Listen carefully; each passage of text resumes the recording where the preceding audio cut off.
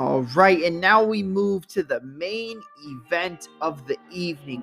For the vacant UFC lightweight championship, you have the former, and in my opinion, still UFC lightweight champion and the number one ranked Charles Bronx Oliveira, who comes into the bout with a record of 33 victories, 8 defeats, and 1 no contest, going up against the number 4 ranked lightweight in the world, the protege of Khabib the Eagle Nurmagomedov, in the 22-1 Islam Makhachev.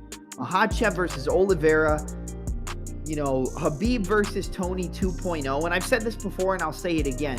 Makhachev versus Oliveira is a higher level version of the fight that we never got, which was Khabib Nurmagomedov versus Tony El Cucuy Ferguson. I feel like Charles Oliveira is a more well-rounded version of a Tony Ferguson, while Makhachev is a version of Khabib Nurmagomedov that is a little bit more comfortable on the feet and has more technical striking than Khabib did. Thus, Khabib versus Tony 2.0, Oliveira versus Makhachev, 5 rounds for the main event on Yas Island in Abu Dhabi at the Etihad Arena for UFC 280. Who walks out as the new UFC lightweight champion? I'm really intrigued by this matchup along with everybody else. I don't really think that we have to go into too much about the backstory behind this fight, this and that. It's going to be an amazing fight. It's going to be high level. It's one of the most high level matchups that have ever occurred in mixed martial arts. And like I said, it's the Khabib versus Tony Ferguson fight that we never got. So you look at Charles Oliveira, he's 33 victories, 8 defeats, and 1 no contest. You look at his last few fights inside the octagon, and we will pull his up right now. So out of his 33 victories, he has 9 wins by KO TKO, 21 submissions, and 3 decisions. So 30 of his wins out of 33 are by finish and 3 by decision. Out of his 8 losses, he's been finished by KO TKO 4 times and submitted 3 times and lost 1 decision. So 7 out of his 8 defeats are finishes. But you look at his recent fights, and he is currently on I believe it's an 11-fight win streak. Let's see. 1, 2, 3, 4, 5, 6, 7, 8, 9, 10, 11. He's on an 11-fight win streak. Even the fight with Justin Gaethje at UFC 274, although it technically wasn't him winning the title because he lost the belt on the scale because he didn't make weight, and people thought that it was a mistake with the scales, but other people made weight, so he got stripped of the title. If he won the fight, he wouldn't be the champion. He would just be the number 1 contender. The only man able to win that title on the night was Gaethje. Gaethje came close. He hurt Oliveira with a rear uppercut on a level change and then hurt him with an overhand right, but Oliveira was able to survive, come in, land a 3-2 right down the middle, drop Gaethje, jump on him, take his back, and lock up a rear naked choke and submit him in the first round after surviving adversity. But Oliveira is like the Clark Kent 2.0 of the UFC. You have to hurt him before he's actually fully in the fight. And by getting hurt, he seems to wake up that next level of badassery that he has inside of him. But you look at the 11-fight win streak. You know, this will be his 12th win. He'll be on a 12-fight win streak if he gets past Makhachev, which is kind of funny because going into the Ferguson and Khabib fight, the last time it was supposed to happen at UFC 249, Khabib and Tony were both on a 12-fight win streak going into that matchup. So, I mean, obviously Khabib was on like a 20 at the time. Let's see. He was on a 28-fight win streak because obviously he never lost in professional mixed martial arts, but he has 1 no contest, does Oliveira. His last loss came against Paul Felder at UFC 218 on December 2nd, 2017 in the second round, where he got KO'd up against the fence while Paul Felder was in his guard and he was landing elbows over the top, and he eventually just knocked him out with elbows from the top. Prior to that, he lost via submission to Ricardo Lamas via guillotine choke in the second round. And then the fight before that, which was the Lamas fight, was November 2016. The Pettis fight was August 2016, and he got submitted by Anthony Pettis via guillotine choke in the third round of their fight. And then before that, he beat Miles Jury, and then prior to that, he lost to Max Holloway after he hurt his, it says an esophagus injury, but I believe it was I believe it was a shoulder injury, if I remember correctly. I'm pretty sure it was a shoulder injury in that fight, but he lost via TKO at the end of the first round to Max Holloway. Prior to that, guillotine choke submission win over Nick Lentz, unanimous decision over Jeremy Stevens, anaconda choke submission over Hatsuhioki, triangle choke over Andy Ogle. He lost the decision to Frankie Edgar, lost via KO to Cub Swanson, got TKO'd by Donald Cerrone, got a calf slicer over Eric Wisely, and then a guillotine choke submission over Jonathan Brookins. But on his 11-fight win streak, he has wins over Clay Guida, Christos Giagos, Jim Miller, David Tamer, Nick Lentz, Jared Gordon, Kevin Lee, Tony Ferguson, Michael Chandler, Dustin Poirier, and Justin Gaethje. We'll just go off of his last 5 wins. Kevin Lee, Tony Ferguson, Michael Chandler, Dustin Poirier, Justin Gaethje. If you add Islam Makhachev to this resume, he's definitely probably the greatest lightweight to ever do it in mixed martial arts. You add Makhachev on that list, and you have Kevin Lee, Tony Ferguson, Michael Chandler, Dustin Poirier, Justin Gaethje, Islam Makhachev. The guy's beat just about everybody you could beat. I mean, the guy's basically, you could beat just about, if he adds Makhachev to the list, he's basically beat just about everybody you can beat in the division, aside from Khabib, which sadly we're probably never going to get to see. But a lot of people believe that if Charles Oliveira defeats Islam Makhachev, then maybe he could coerce Khabib out of retirement. I would love to see it. I think an Oliveira versus Khabib Nurmagomedov fight would be amazing, but I don't think we're going to get to see that fight. I think if Khabib was going to come back, he would have already come back. So I don't necessarily think that's going to happen. Now you look at Islam Makhachev. He's 22-1 as a professional mixed martial artist. His only loss was a KO to Adriano Martins. He caught him with that windmill over the top left hook as he rushed in, dropped him, and knocked him out. Now, out of his 22 wins, he has 10 by submission, 4 by KO, TKO, and 8 by decision. So out of 22 wins, 14 of those wins come by way of finish, 10 by submission, 4 by KO, TKO, 8 by decision. You look at his win streak that he's currently on.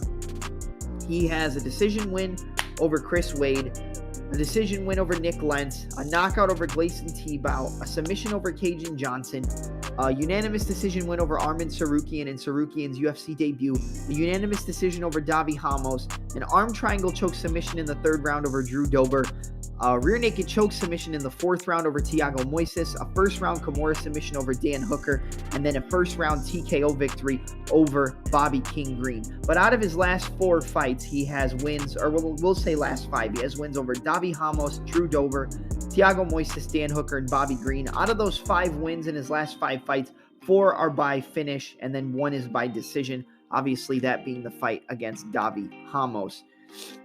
And the win over Arman Tsarukyan can't be overlooked either. That's a great win for Islam Makhachev. Now, you look at the stats. We'll break down the stats before we get into the real technical side of the matchup. You have equal height for both men at 5'10". Obviously, you're going to have equal weights. Oliveira is going to have a 3.5-inch reach advantage, 74-inch reach to a 70.5-inch reach for Islam Makhachev. And due to the fact that he has that reach advantage, he is going to want to use every inch of that reach advantage possible in this fight against Makhachev, because the closer you get into clinch range and boxing range against Islam Makhachev, the closer you are to defeat, just in general. He's got a 1.5-inch leg reach advantage. You don't really have to look too much into that. 41-inch leg reach for Oliveira to 40.5-inch leg reach for Islam Makhachev. You look at the win percentages. 27% of his wins come by way of KO TKO for Oliveira, 64% by submission and 9 by decision. On the side of Makhachev, 18% of his wins come by way of KO TKO, 45% by submission and 36% by decision. You break down both men's win percentages and winning method of victory. Their most successful winning method is going to be by submission. 64% of the wins by way of submission for Oliveira to 45% of the wins coming by way of submission for Islam Makhachev. Oliveira actually has the most submissions in UFC history. I'm not exactly sure what that number is. Let's see.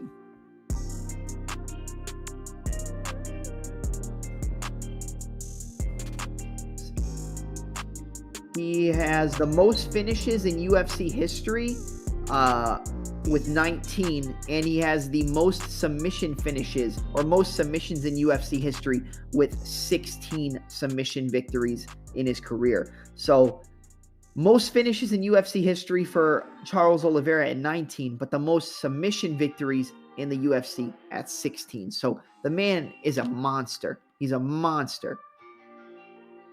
One of the most decorated grapplers and one of the most decorated Brazilian Jiu-Jitsu artists, probably the most decorated Brazilian Jiu-Jitsu artist inside of the UFC. But breaking down the fight stylistically, I mean, let's go back and talk about the statistics first.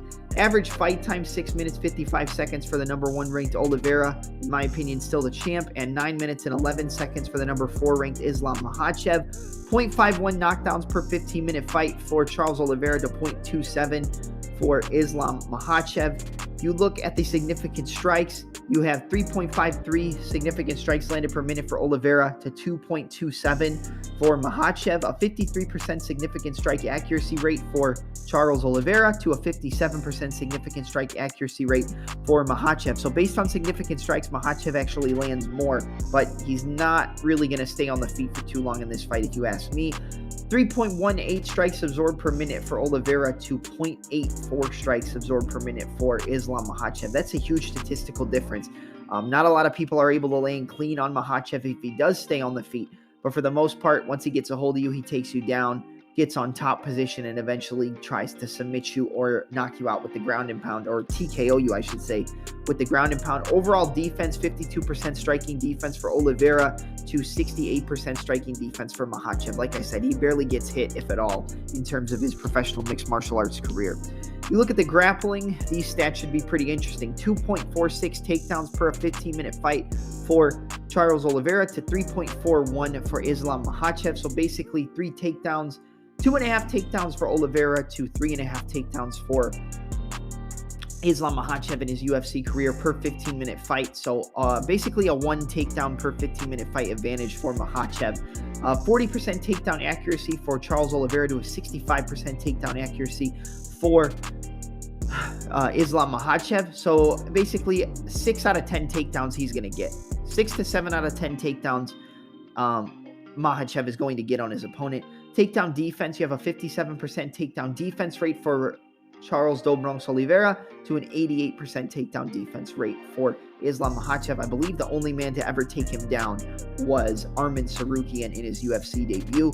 And then 2.89 submissions per 15-minute fight, so almost 3 submissions per 15-minute fight for Oliveira to 1.23 for Islam Makhachev. You look at the odds for the fight, you have Oliveira sitting at a slight underdog at plus 155 to a minus 180 favorite for Islam Makhachev. Now, breaking down this fight, here's the deal. It's kind of striker versus grappler, but at the same time, it's not. If the fight stays on the feet, Charles Oliveira is going to beat Islam Makhachev. If Makhachev is able to take down Oliveira and control him from the top position, then Islam Makhachev is going to beat Charles Oliveira. But here's the deal. Oliveira has to keep it at a specific range in order to have success in the fight. If Oliveira fights at boxing range against Makhachev, he's too close, and it's of too high likelihood that Makhachev is going to be able to close that boxing range off, get into the clinch range, and either arm drag Charles Oliveira, double leg him off a kick catch, get to the body lock, work inside and outside trips. You have to stay at kicking range or just outside of kicking range. That's where Oliveira has to fight. He has to stay at kicking range or just outside of kicking range in order to have success in the fight. Because the closer you get into the boxing and clinch range, the more likely you are to give Makhachev an opening to score those takedowns. But at the same time, he has to be very selective with the shots that he chooses to throw. He can't overcommit on round kicks or front kicks to the body, because even though he has a reach advantage, Makhachev can catch one of those kicks like he did, or time a kick with a takedown attempt like he did on Dan Hooker, where he got the first round Kimura. And then once it gets to the ground, I mean, Oliveira does not want Makhachev on the top. I think this fight is a difference of position versus submission. Oliveira is more dominant with looking for submissions and more of a threat off of his back, looking to lock up submissions, arm bars, triangles, guillotine chokes, rear naked chokes. That's going to come more from the side of Do Bronx, Charles Oliveira. With Makhachev, he is more dominant in terms of a positional aspect. Getting on top position, working from the half guard, looking to lock up the triangle leg mount, pushing Oliveira up against the cage, timing a kick, landing an overhand left, getting a takedown, putting Oliveira up against the cage, locking the triangle leg mount, looking to break him down with ground and pound shots, elbows, punches, looking to hike up to the mount, take the back, flatten out Charles Oliveira, look to land the ground and pound, and eventually look to lock up a submission. I think that the submission threats are going to be more active from Oliveira, but the dominant positional threats and the lack of space is going to be on the side of Makhachev. But the best way for Oliveira to win this fight is, like I said, to keep it just outside of kicking range or keep it at a kicking range. But he has to be selective with the shots that he throws. It's going to be orthodox versus southpaw. Makhachev is more comfortable on the feet than Khabib was in his time. I feel like Khabib was constantly overcommitting, constantly overreacting and flinching to shots on the feet. It might have just been his awkward style of defense because he didn't get hit too much in his career at all. But I feel like Makhachev is better at moving. He uses better kicks than Khabib did. His left kick to the body, left high kick, inside and outside low kicks. It'll be an inside kick against the orthodox fighter in Oliveira. So he's going to be landing that left inside low kick, the left kick to the body, the left high kick. He can use those kicks to then enter into the arm drags, into the double unders, into the takedown positions and the clinch positions to get those takedowns. It's going to be orthodox versus southpaw. Oliveira is pretty used to that. You watch the fight against Dustin Poirier, he's going to be looking to land that front kick to the body, the push kick, the teep kick to the body, attacking inside and outside low kicks, attacking with the high kicks, jab, left hook, right high kick, jab, left hook, right hand, jab, left hook, right uppercut, jab, frame off, right uppercut, fade back, right hand, like he did against Kevin Lee. The boxing range is going to be good for Oliveira, but I think the front kicks, the jabs, the inside and outside low kicks and the high kicks are going to be the weapons we're going to see from Oliveira. He's very good at landing elbows and knees in the clinch, but I don't think that's a smart idea to use against a guy in Makhachev who wants to get you that close to him, get you up against the cage. Whether it's Oliveira's back on the cage or Makhachev's back on the cage, you don't want to be in close proximity to the cage against Makhachev because he can time one of your strikes and enter on a takedown. He can get you into a body lock and work for the inside and outside trips like you saw against Drew Dober. And Charles Oliveira has been susceptible to trips. Just look at the fight against Kevin Lee. Kevin Lee was able to enter into a body lock and get an outside trip and slam Charles Oliveira to the ground. Once he got on the bottom and had an opponent in top position, Paul Felder was able to land that vicious ground and pound from the top inside the guard. I think that Oliveira is going to be effective off of his back against Makhachev with submission attempts, but I think the best submission that Oliveira could potentially lock up is catching Makhachev on a sloppy double leg attempt and looking to lock up a guillotine like he did in the Kevin Lee fight. I think that looking to lock up a guillotine when Makhachev shoots the head on the outside double, the head on the outside single, that's going to be his best path to victory for a submission victory. I think the submission victory would more than likely come from Makhachev because I think he's going to be looking to keep it on the ground more than Charles Oliveira. And you look at... I'm sorry, I lost my train of thought for a second. I think that what I was saying before I lost my train of thought and what I was going to go into is even though the best submission attempt for Oliveira against a guy in Makhachev would probably be a guillotine when he has his head on the outside for either a double leg to run the pipe or a head on the outside single to then turn the corner, crack down, and dump. That's probably going to be his most effective submission attempt. However, it's going to be harder to get that type of submission on a guy like Makhachev because a lot of the times he doesn't shoot his takedowns like a traditional wrestler. He's not going to shoot a double leg all the time.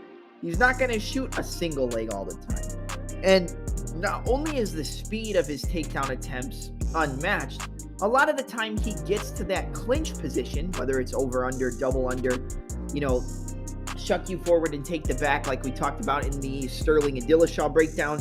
A lot of the times when they're looking to get those inside and outside trips, their head is in the chest and it's not in a position where you're going to be effective for getting a guillotine choke because their head is going to be too high and they're more getting the takedowns off of taking your balance away while keeping their head and chest higher than yours, not head and chest higher than yours, but they keep their head and chest high and then work from the inside reap, the outside trips, grabbing the body lock, outside trip, like he did in the fight against Arman Tsarukyan, where he grabbed the opposite side arm, pulled it across the body, and then kicked out the foot to land into full mount in like a top position. They call that a Russian tie. You can actually watch a video where Makhachev lands that on a standout college wrestler or high school wrestler. I think his name was Chase, in a video with Daniel Cormier online, where he landed that Russian tie, pulled it across the body, and then kicked out the foot as he dragged him towards the opposite direction,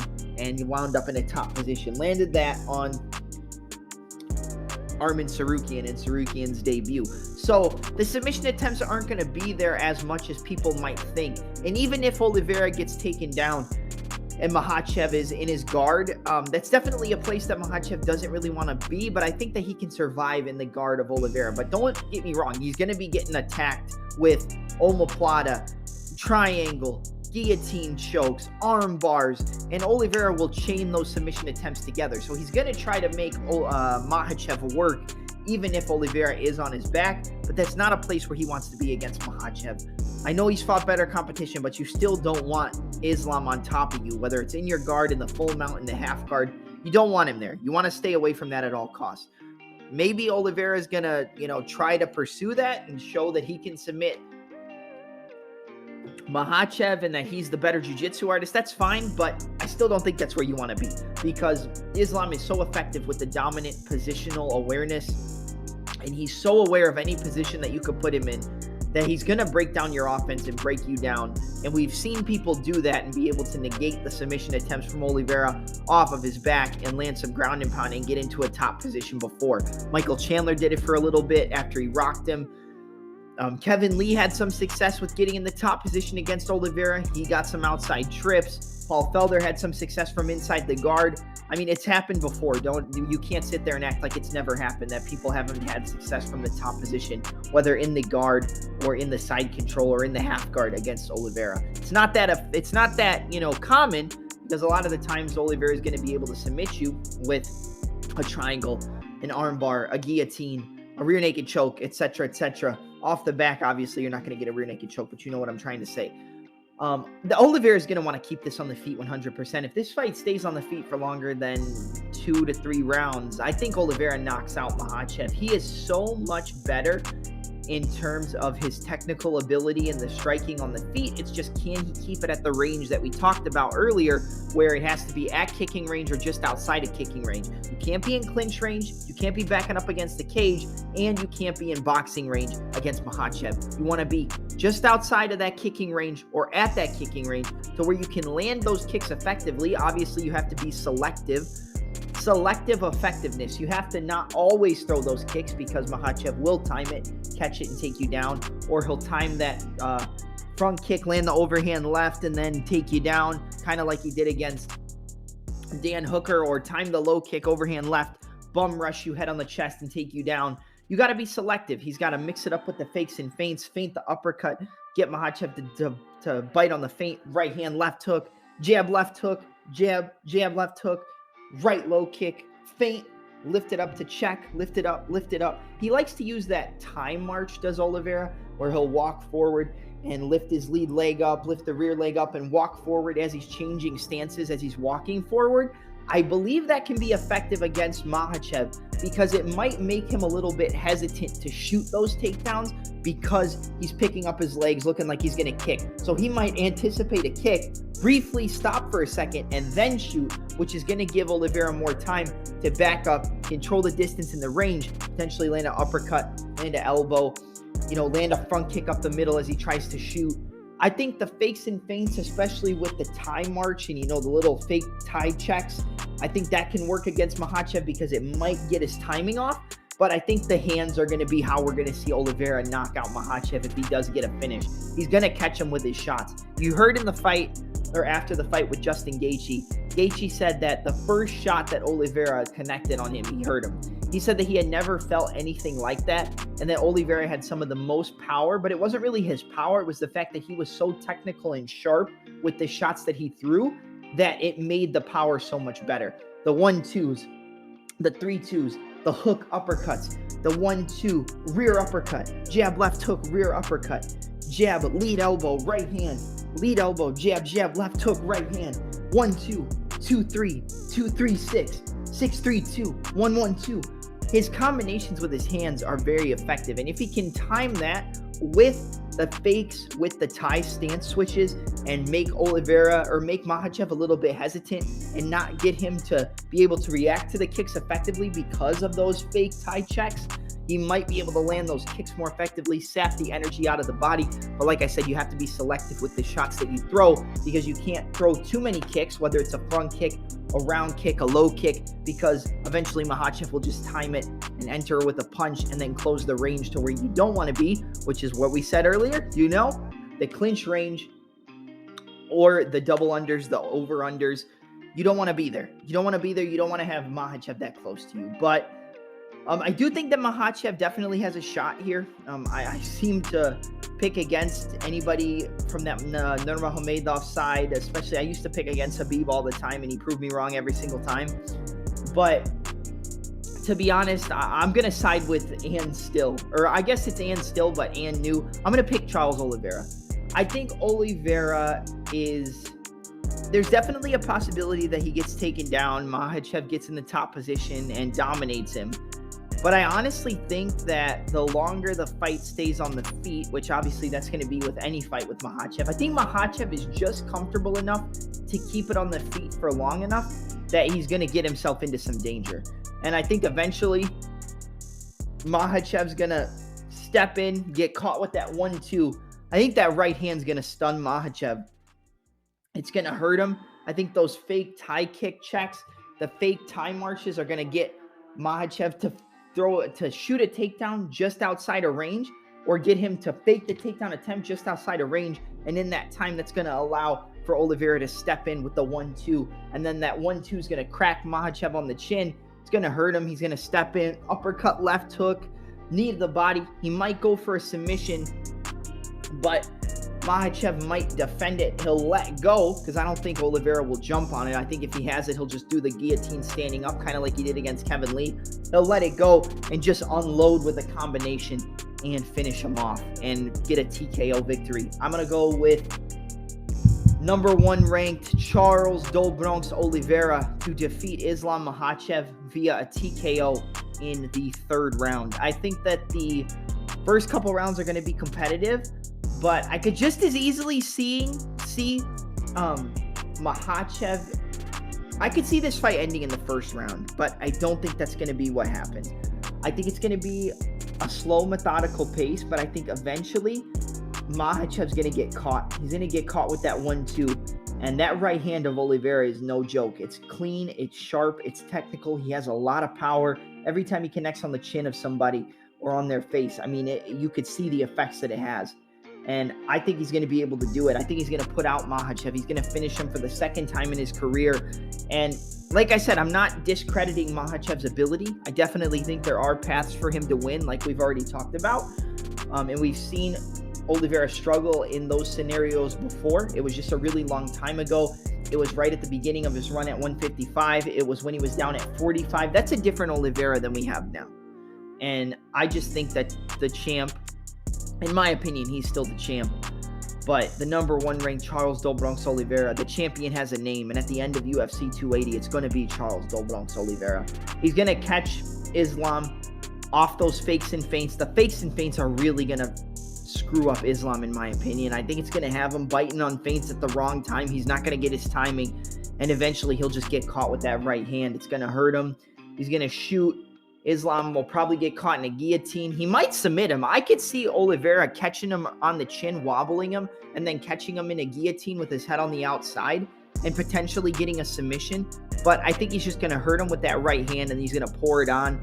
Uppercut, left hook, right hand. Jab, left hook, right hand, left hook, right uppercut, left shot to the body. 1-1-2, 2-3-2, 1-2-3, 6-3-2, 2-3-2, 1-1-2, 6-3-2, and he's just going to continue to pour it on until he knocks Islam Makhachev down and the ref stops the fight. So my pick is the number 1 ranked Charles Do Bronx Oliveira to defeat the number 4 ranked Islam Makhachev via a 3rd round standing TKO victory. He's going to have him out on his feet and then eventually land one and drop him, and that's going to be it. The ref's going to jump in.